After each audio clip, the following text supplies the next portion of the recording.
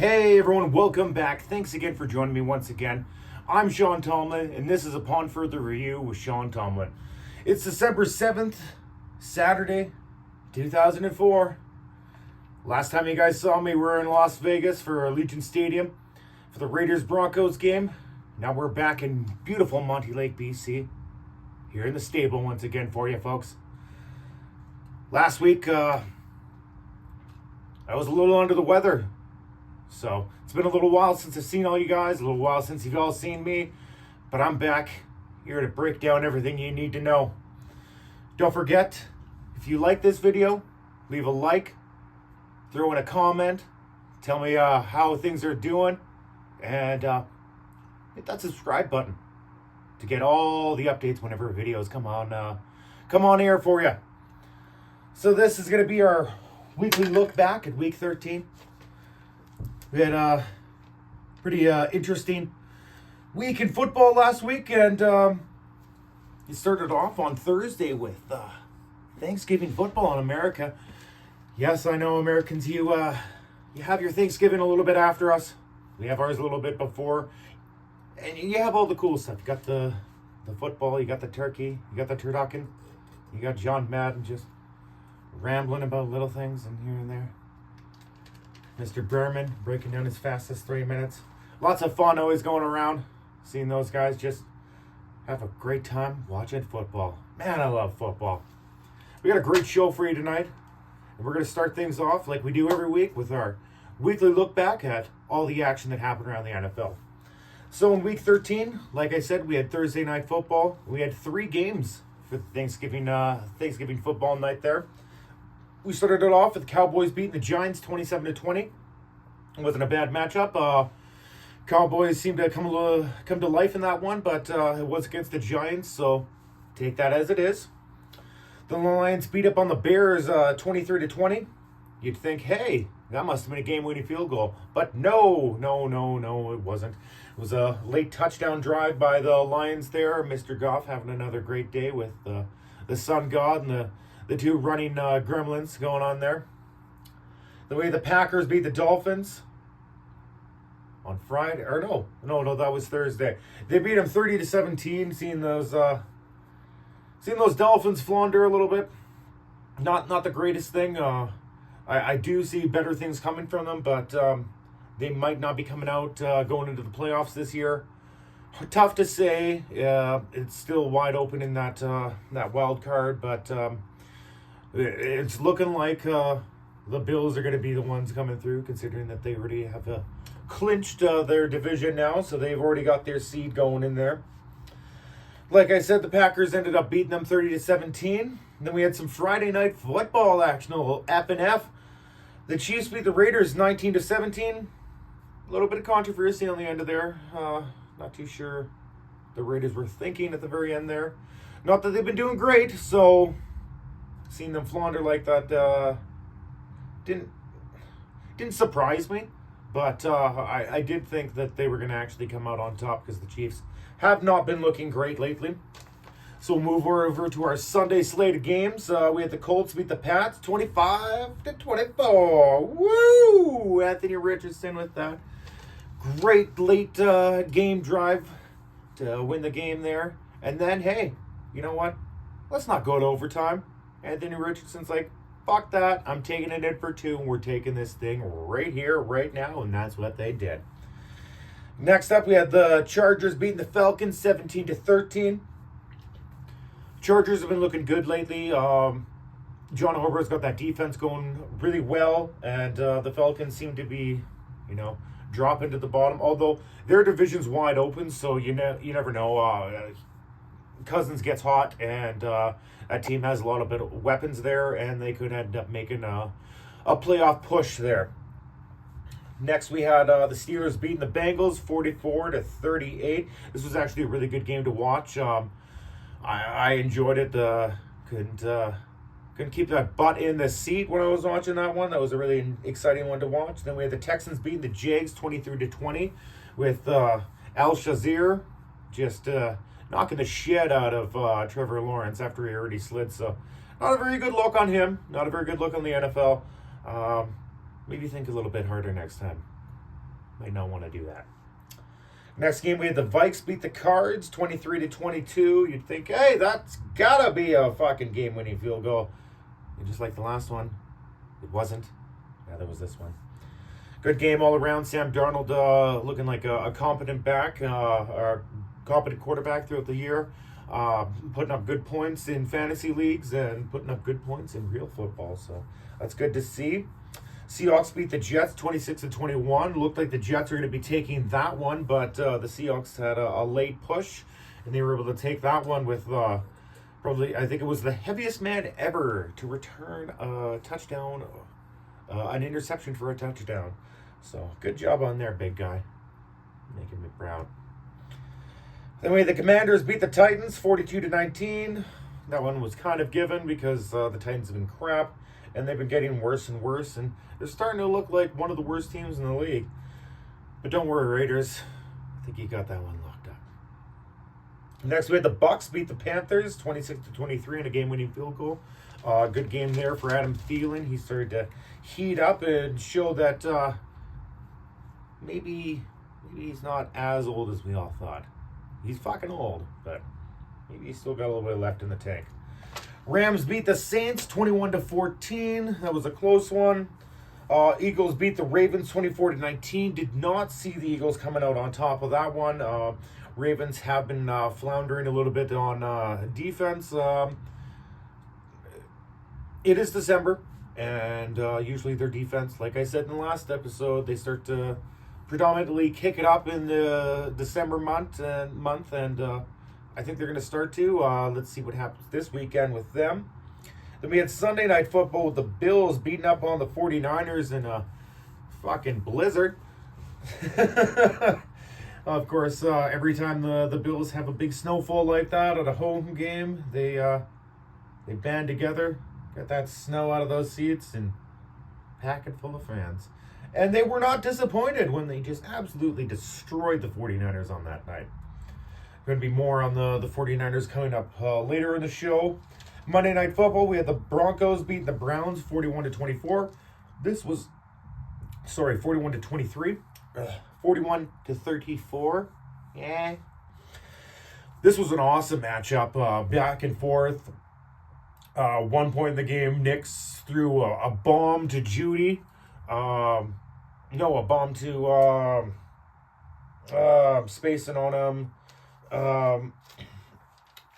Besides the facts, Broncos bombed a 90-yard touchdown pass, and right after that, Browns came back with a 70-yard touchdown pass by Jerry Jeudy, giving it to his old team, but he wasn't able to take the victory. All right, that's it for our look back at last week's action, and we're going to look ahead. Look ahead to my picks. We're doing pretty good on picks. Obviously, not here last week, didn't get to make any picks, so I got a big fat 0-0 on that one. Week 12, I was 8 and 5. Those were the picks that I made when we were in Las Vegas on the last show there. Overall, 83 and 48. So, doing something right. Maybe I'm starting to know what I'm talking about. But yeah, that's tough to say. It's always a crapshoot. It's fucking, sometimes you win, sometimes you lose. Thursday Night Football. We had the Packers going against the Lions. I had the Lions winning in that one. And guess what? They did. That was good to see. Sunday morning, we've got the Jets going up against the Dolphins. I'm taking the Dolphins on that one. Then we got the Falcons versus the Vikings. I'm going to take the Vikings on that one. Cousins going up against his old team. I think he's going to have a little bit of fire, but I just don't think it's going to be enough. Saints going up against the Giants. Giants are going to be losing in that one, so I got the Saints. Panthers versus the Eagles. It's going to be the Eagles because, come on, it's the fucking Panthers. Browns versus the Steelers, and Steelers have been looking awesome, so the Browns got no chance. Bucks versus Raiders. Come on, it's got to be the Bucks on that one. Jags versus the Titans. Now, it's kind of up in the air. If Trevor Lawrence is going to be back, it's kind of been sounding like he's going to be going off to IR. So, with Mac Jones there, I've got to go and lean on the Titans, although I just said they've been looking horrible and getting worse and worse. But I think the Titans are going to get that one. Sunday afternoon, we got the Seahawks versus the Cards. Cards have been doing great, but the Seahawks have been doing just as good. So I'm going to go Seahawks in that one. We got the Bills and the Rams. Like I said, the Bills just clinched their division last week, so they're in to the dance for that Lombardi trophy, and I got them winning this week. Then we got the Bears going up against the 49ers, and although the 49ers have a lot of injury troubles going on right now, I'm going 49ers. I think they're going to take that one. Sunday Night Football, we got the Chargers versus the Chiefs. Yes, the Chargers defense has been looking good, and I might be biting myself on this one, but I'm going to be taking the Chiefs in that one. Monday Night Football, we got the Bengals versus the Cowboys in the Simpsons game. Man, I'm going with Cowboys. You know, Bengals have been super up and down this year, and I think probably Cooper Rush is going to have a good game and be able to take over those Bengals. So that's it for that portion of the episode. Going to move over to some more fantasy-related stuff in our top threes of the week. So, top threes in all the positions, QBs. Jameis Winston, you led with 45-plus points. Russell, Mr. Wilson, 36-plus. And Josh Allen, 33-plus. Running backs, we had Bucky Irving with 28-plus. Bijan Robinson with 26-plus. Najee Harris, 24-plus. Fuck, I never should have traded him. Then we had Jerry Jeudy coming back to life with 44-plus points. McLaurin, Scary Terry with 27-plus. And Mike Evans with 26-plus. Tight ends, we had Brock Bowers with 31-plus points. David Njoku with 26-plus points. And rounded out, Mr. McBride, 21-plus points. For our defenses, we had the Jets leading that one with 47-plus. Raiders with 35-plus. Raiders, really? Raiders and Jets are the top two defenses? It's tough to fucking wrap my brain around that one. And Cowboys, 32-plus points. They had a good game. So now, we're going to move over to our portion of the show. Our matchups. Look back on them. Week 13 matchups for Clusterfuck League. Clusterfuck 2 League. We had it started off with Lawson's team, Andy Reid Ainsley, losing to Nate's team, Billy Bob Jr. Nate, you're sitting at 10-3 with a victory. You're 6-7, Lawson, with the loss. It was a 167.25 to 143.7 victory for Mr. Nate there. Looking just unbeatable this year. Lawson, your team was led by Mike Evans, 26-plus points, and McBride, 21-plus points. Nate, you were led by Brock Bowers with 31-plus points, and Lamar Jackson, 26-plus points. He's been probably either your top or your second top player every single week. Good job. Somebody you really wanted to have. So, even with the loss, you sealed a playoff victory, or a playoff berth, Mr. Lawson, so you're going to be in the dance this year. Nate, you beat Lawson for the second time this season, and you're 4-0 against him all time. So, give yourself a pat on the back there. That's pretty good. That's pretty good. Nate, you also scored the most points in the league this week, so good job, bud. Proud of you. Proud of you. Very proud. Just loving seeing that. Loving seeing somebody go from the Rudy last year all the way up to the top. Fucking kicking some ass, bud. In our next matchup, we had my team, the Monty Lake Colts, losing to Ty's team, Protect Your Hole. With the win, Ty, you're 4-9. With the loss, I'm 4-9. Guess what? We are going to be fighting for that last playoff berth. We'll get into that in a little bit here. My team was led by the Washington defense with 23-plus points and Josh Jacobs with 21-plus points. He's been looking just awesome coming together. Oh, by the way, it was a 127.6 victory over me. 120.4. So 127.6 to 120.4. So good job, Ty. Your team was led by the Lions defense, 22-plus points, and Bijan Robinson with 18-plus points. So, I'll save all the playoff stuff for the end here. There's tons of little things going on, so we'll get into that just in a little bit here. Then in our next matchup, we had Les's team, Tropic Thunder, losing to Simon's team, the Mark Davis Gold Cup. You're both at 6 and 7 after the matchup. Simon, you won 131.55 to 116.70. Good victory for you. Les, you were led by Njoku with 26 plus points and Jamar Chase 20 plus points. So riding hard on those Bengals. Simon, you were led by the Seahawks defense with 24 plus points. And James Cook with 21 plus points. He had a great game. Simon, you're still alive in the playoff picture, and we'll get to that why just a little bit. But Les, you could have had the victory if you had just started the Pittsburgh defense instead of the Texans. But you don't make mistakes. You're in the playoffs, so you're doing something right. Our next matchup, we had Graham's team, G-Spot, losing to Dan's team, past the Dutch.